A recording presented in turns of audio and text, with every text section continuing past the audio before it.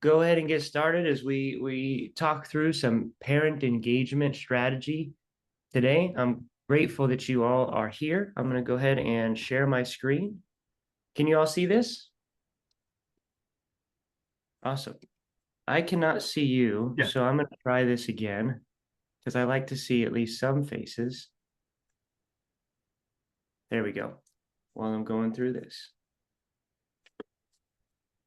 All right. So today on the call, you have the illustrious, the sunshiny, the joyful soul is what her last name means. Kimberly Tamumbing, one of our partner engagement managers, and myself. I'm Ryan Royer. I'm a technical solutions specialist at Parsec Education. But Kim, why don't you say hi to all the wonderful people? Hello, wonderful people. Kim was telling me yesterday that her last name is Filipino, but she has a pastor who comes from a country in Africa, and in his language, it means the last name means joyful soul. It does. And it's the crossover nobody expected. And we've got three objectives today, guys. We're gonna keep it simple. We want to give you good information that leaves you with things that you can go and do now. We could sit here and hypothesize all day long, but we want to make sure that you take something that is achievable today. We're going to learn something new. We're going to make a friend. Now, there's a lot of you today, so you might actually make like a friend in the crowd, which is really cool. But if I'm the friend that you make, or Kim is the friend that you make, that's okay too. Always openings for new friends over here. And then we're going to talk about applying this thinking to our work. So learn it, find someone to support, and apply this thinking to our work. That gives us something actionable to start. And so we're going to ask this question. We're obviously going to answer this question, but we'd like to hear from you. Why is parent engagement so important? And you can write it in the chat. You can come off mute and tell us why you think it's important. Just go ahead and let us know.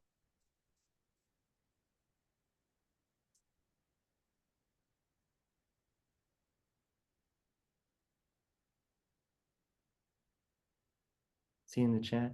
They are a powerful influence on students, very much so. I was actually reading a study yesterday where, and if you guys have other answers or want to come off mute, let us know. Where there was I think it was 4 major areas. They were looking at how parent engagement influenced outcomes, academic outcomes in particular. And there was only one in which there was no effect in the positive. And I'll save that spoiler for the end. And maybe have you guys guess what you think where parent engagement in a student's academic career actually had a minor net negative on academic outcomes. We got lots of good answers in here. We have important part of the educational team for certain. They really do have a role as like home teachers. No matter how comprehensive your school system is, whether you're a district or a charter, whether you're home study, flex-based, or in-seats, parents have a role in supplementing the education and really, I can't think of the right word, but strengthening the support and the encouragement of education. It's a partnership. That's right, Jamie. Holistic, absolutely. Very cool. Yeah, it's like education is a tribe effort. For planning purposes on grants and other programs, we need parent input basically to support students. Absolutely. Especially like the younger grades when it's the parents getting the kids to you. If the parents aren't engaged or involved, there's a major disconnect that's going to cause all sorts of things. So great answers, guys. So why it matters. We actually have stats to go with this too, but you guys talked about most of this. You increase academic achievement, student motivation. There's statistics to that. You have improved student behavior and attendance also there, and strengthen trust and collaboration between families and schools. I think these 3 sort of categories connect to what you guys have said. It's like we can't do education as well without the parents involved. It's just not possible. We can still do it, but it's going to be less effective overall. And this is a little quote from the Arne Duncan, the former U.S. Secretary of Education. It says, parents' engagement is not a sideline activity. It's central to the work of educating students. And you guys know this because you get to see the difference either in the data or anecdotally in your classroom interaction between the students who have engaged parents and the students who don't. You see it. And you feel it. You really do. Here's some stats, though, to go along with this. So improved academic performance, students with engaged parents are 30% more likely to perform better in school. Higher graduation rates, high school graduation rates increase by up to 24% when parents are actively involved. That's massive. Improved attendance. Now, chronic absenteeism across the state is a major pain point. So this is really key. Engaging parents on this specifically is going to be foundational to really some of these other components falling in line, but improved attendance. Schools with strong family engagement see chronic absenteeism reduced by 50%. And then enhanced teacher morale. This is really interesting. Our CEO sent us an article not too long ago talking about how teachers' sentiment towards students who were not in class on a regular basis was lower than for students who were there on a regular basis, regardless of overall performance. And so there's a connection to the attendance component and the way that teachers view students and also teacher morale. So 62% of teachers report that parent engagement improves their job satisfaction. This is good news in the era of the Great Resignation, and it improves their teaching effectiveness. That feedback from parents and what parents see and need that is not happening in the school actually helps teachers be more effective. And then the last one, which we've seen an increase in with the post-pandemic as well, is the social emotional benefits. Students with engaged parents are 36% more likely to develop strong self-regulation and social skills. So those boundaries that are established by having a parent involved in providing a structure of authority, but not necessarily authoritarianism, but it begins to help children self-regulate and have trusted people that they can be emotional with and learn that in that context. So Kim, I'm going to have you take it over from here with this question and lead us in talking through some of the barriers. So we have another question for you, friends. What are the barriers to effective parent engagement? On your end, I know there are a lot of just a little about me. My background is I spent about 8.5, almost 9 full years working in a charter system, covering 7 different counties, various independent study and learning center based charter system. And so the barriers are numerous. Drop your answers in the comments, or you're welcome to come off mute and just let us know what are some of those barriers you're experiencing to effective parent engagement.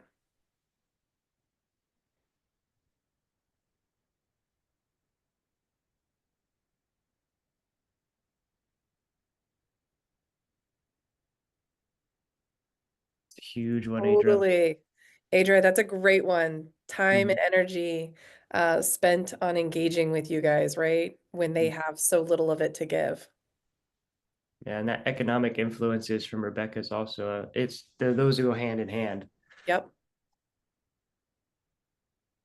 Language barrier. Language barriers, that's a really good one too. Mm-hmm. If it's not anonymous, they can feel judged. Your understanding. Yeah. Mm-hmm.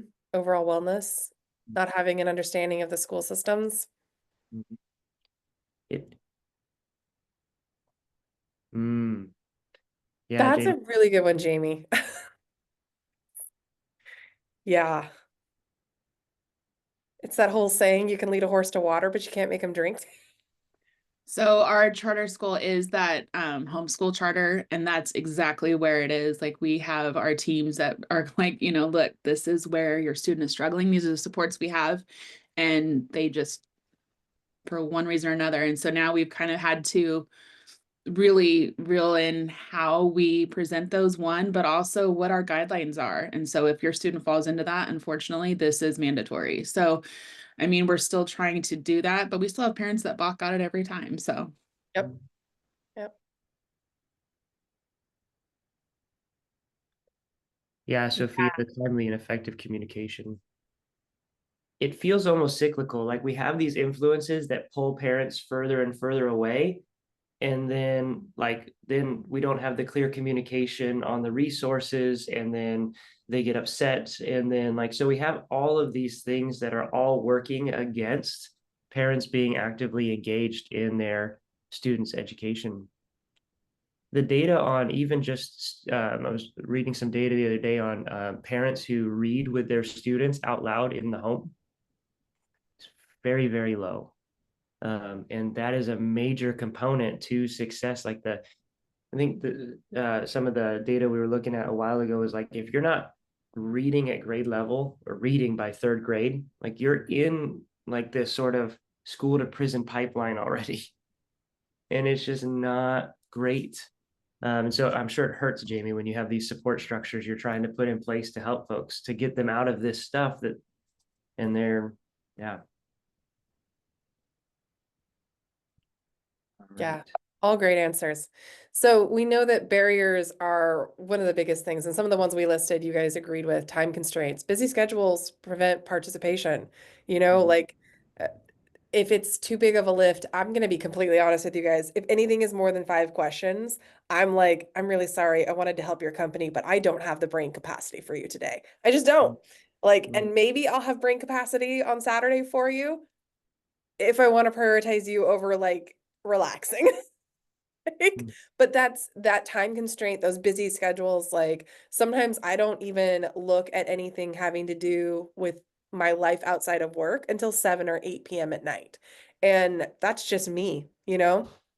With that, we have to think about, what are our parents looking at? How has our society changed recently? Like incomes and things like that. We're going to talk a moment about parents and some of their constraints, but it's just that time constraint is a really big one.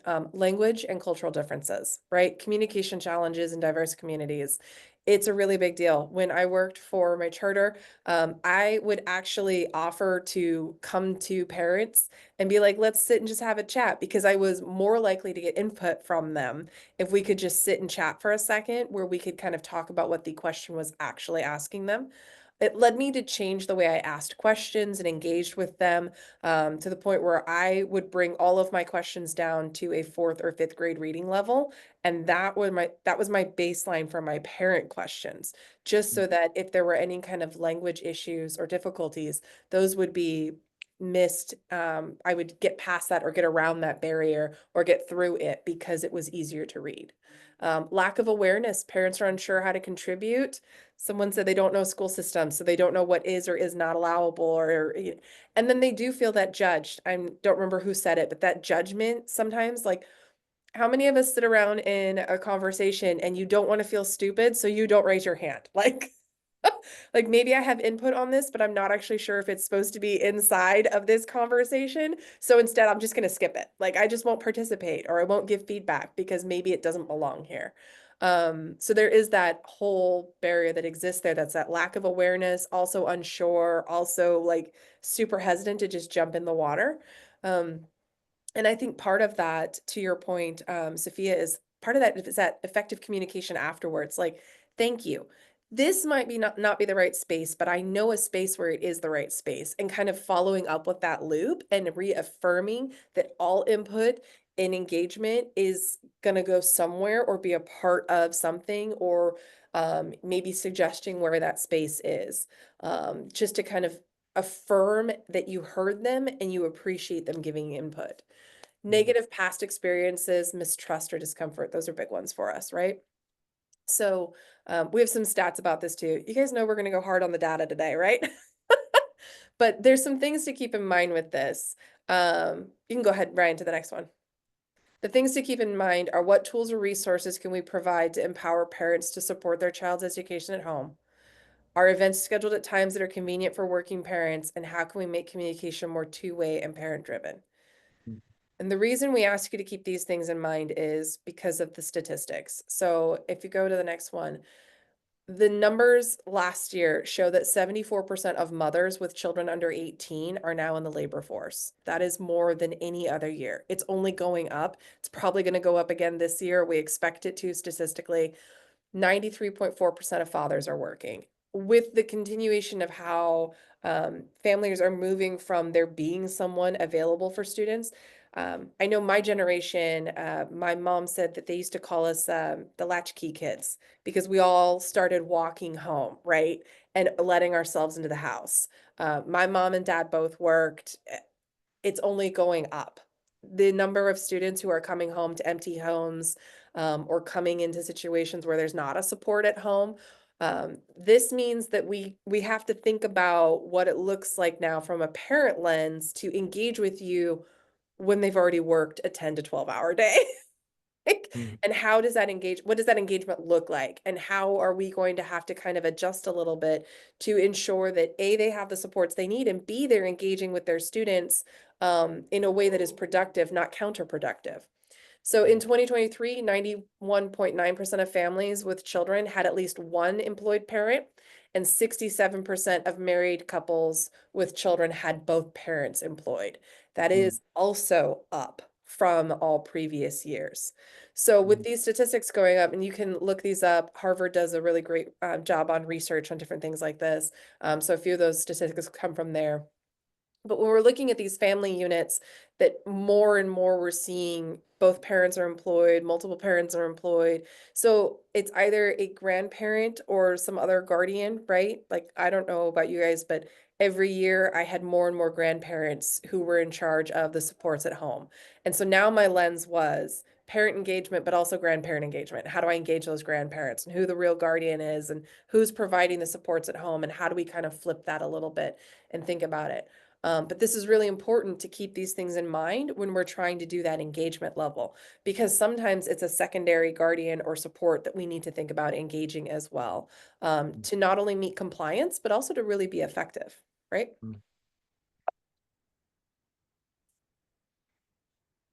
So for this, we're going to give you a couple small beginnings. Now, Ryan, I know you want to lead us through this part. Yeah, so guys, we're talking about setting a new foundation. Things are changing. People are not coming to us. We have a chronic absenteeism problem. We have less parent availability than ever before. And so we're really going to talk about how do we set a new foundation with the current realities in parent engagement. So there's a couple of things that we have to do is we have to change our thinking. We've had this, and I've seen it a lot, come to us mentality in a lot of ways, where it's like, we're going to do these things at school. We're going to have these committees. We're going to have these events. We're going to have these parent teacher conference. We're going to have these things. Parents aren't coming anymore, not because they don't want to, but because they can't. And I'm sure there's some who don't want to. I'm not going to say that those people don't exist, but there's a lot of people who just can't, for economic realities, for relational realities, for whatever it is. And so we need to give people the opportunities, especially with the technologies that are becoming available, to share in their own space, on their own time, in their own way, in a way that's really meaningful. And so we've got to think of ways that I can get something to them that allows them to give me real, authentic feedback and communicate what their needs are, what they can and cannot do. And so that's really important. And when it comes to that engagement, when it comes to getting that feedback, we need to ask not more questions. We need to ask better questions, not more questions.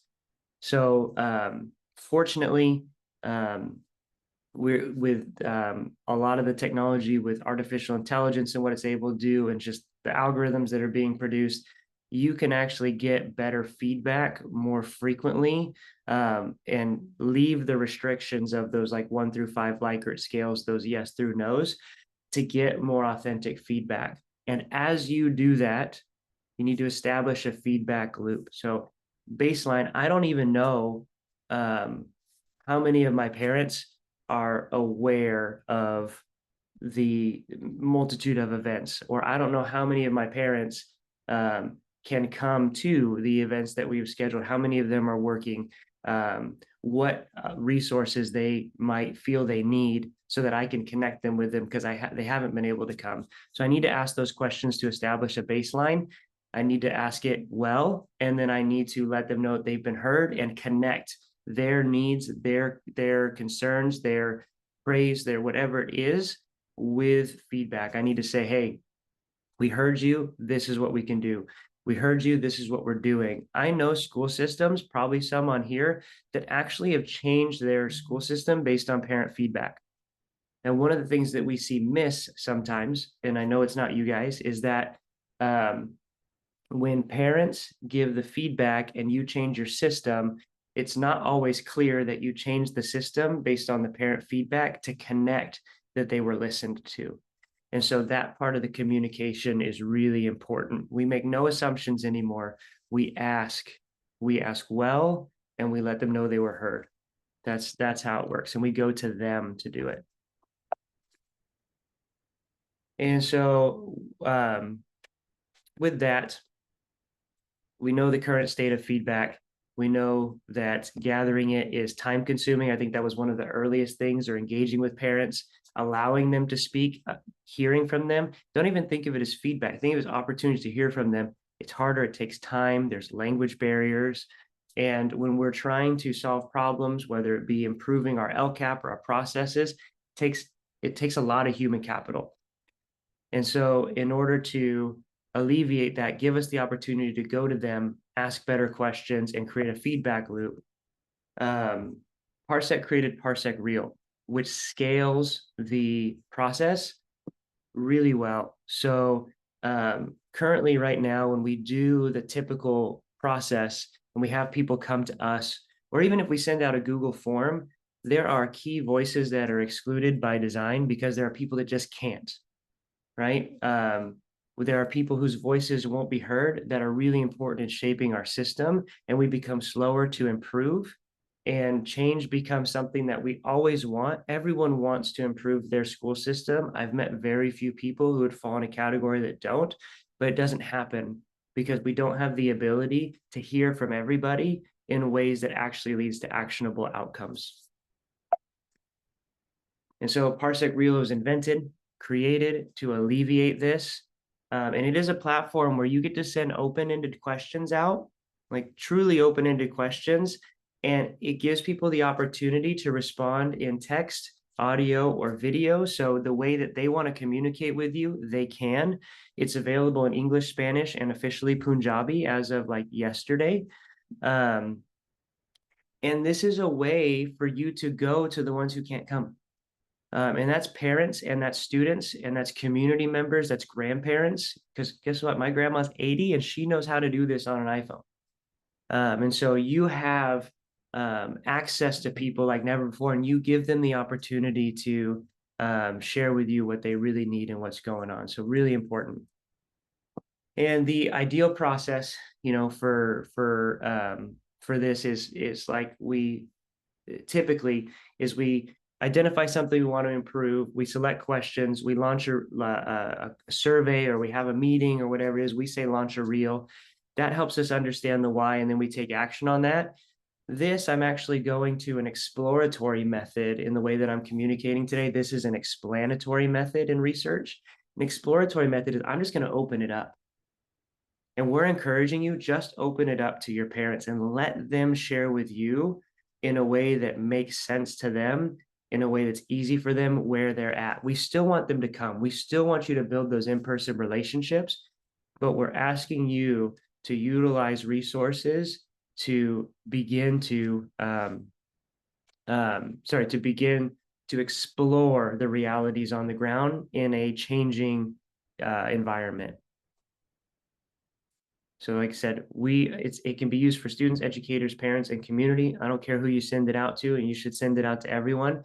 But parents, if they're not able to come to you, this tells them, I know you can't come to me. I'm coming to you. You're stepping into their space through sending out the QR code or the link or whatever it is, and inviting them in. And here's some questions that we put together. We will send you this slide deck. And FYI, you don't have to use Parsec Real for this. There are tools that you can use. You can do open-ended questions in a Google form and then take those responses, remove any personally identifiable information, and ask ChatGPT what common themes it's finding. Now, the quality of your prompt will determine the true like depth of quality of your responses, but you can still do this in other ways. So don't think you have to use Parsec Real for this. We built it to simplify the process and help you with time and familiarity and participation, because participation rate on Google Forms is kind of low. And we've seen a lot of participation with this product, more so than we expected, actually. But these are the kind of questions that you should be asking. So what does your child enjoy most about school and why? This helps me get an idea of how engaged they are and informed they are, and also helps me know what their child's engaged with. I'm killing kind of two birds with one stone. So are there any changes you would like to see in how the school communicates with parents? So this is really important. If you're missing with them and they know it, they're going to let you know. And if there's a disconnect that they're unaware of something, this is going to give you insight in how to build that awareness. Are there any areas where the school could do more to ensure all students feel safe and respected? So this is parent perspective on safety and culture, really important. And then what is one way we could better support increasing attendance? That goes to that chronic absenteeism component. And so these are the kind of questions that you're now able to ask with technology and get open-ended responses, that feedback. So Kim, did you have anything that you wanted to add in here while we're here? Yeah, I just wanted to tell you guys, take these questions and ask them. We give them to you because we've used them with multiple school systems all over California, different kinds of systems, independent study, districts, charters that are site-based. We've used them many times, and what we're seeing is that parents will give you feedback. They will answer you. They're not sure how to divide in their head what a 1 through 5 looks like. Or like how satisfied they are or anything like that. And they want to make suggestions, but even those who feel judged or whatever will make a suggestion when it's more anonymous. And it's just kind of like, well, thank you so much for the suggestion. When you come into their space and you ask them for things. We've had these exact questions run with a couple of schools, and I will say this, the one about one way to better support increasing attendance, I ran it with a school district of about 300 kids. It was a small elementary school district, and what they came up with, there was one answer none of us were expecting, and they said the ingress line for dropping off my student constantly makes me late to work. So some days when I'm just running late, I just leave my kid at home and decide they're not going to school today. And the number of times that question came, like that answer came through, surprised me. I was totally blown away at the results and seeing that answer and how frequent it was. And that's when we realized that the problem with a lot of students who were showing extreme tardiness and frequent tardiness or complete absenteeism was that parents had bosses or jobs that were holding them to a certain standard. And for whatever reason, the line and the traffic to drop their student off at school was creating a conflict that their only resolution in their minds was to, hey, school's not as important as the money we need to put food on the table. So they were making a choice. And that was something we wouldn't have known if we didn't ask that question. We would have just assumed that kids were faking illnesses or didn't feel like coming or putting that kind of like mindset onto the students when it was really the parents who were prioritizing dropping their kids off. And it was, a life choice that was deeply embedded in that we must survive, we must eat, I must work kind of a thing. So the answers might surprise you, but asking the question is really important, and we want to encourage you to do that. So Yeah. Yeah, when we found when we ask these open-ended questions, it allows us to get the answers we didn't expect. And that's where change begins to happen. And people begin to feel like you care because you heard and you made a meaningful change that actually impacted the way that they live and get their child to school. And so, yes, do it. I don't care who you use or how you use it. I'll step by step it for you in ChatGPT. I don't care, but ask good questions. Give people the opportunity to share. You guys said how important it is. This is that. Okay, that's the end for us for today. Thank you for being here. Any questions while we're here, guys?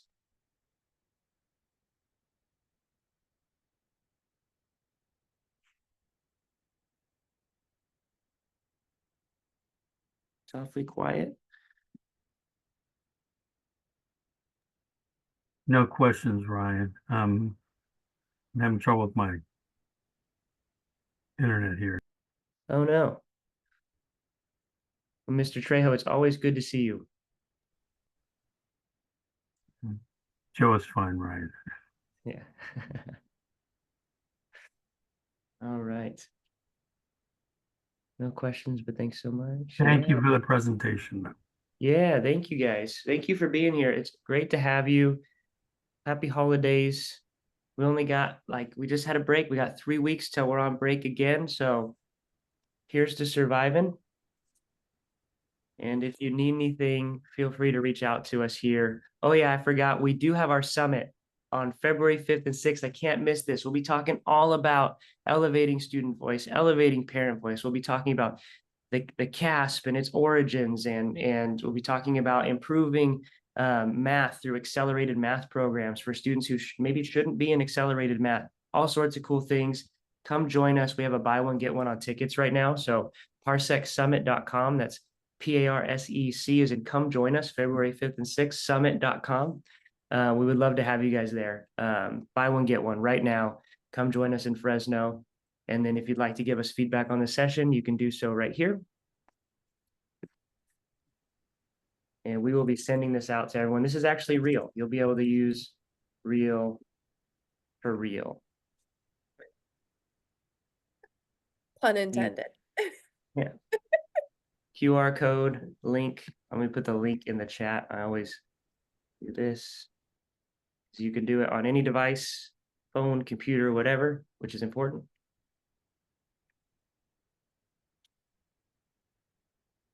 All right. And then you guys know how to reach out to us. It's just our first names at parseceducation.com. Ryan at Parsec Education, Kim at Parsec Education, and I think Kimberly at Parsec Education goes to you too. It does.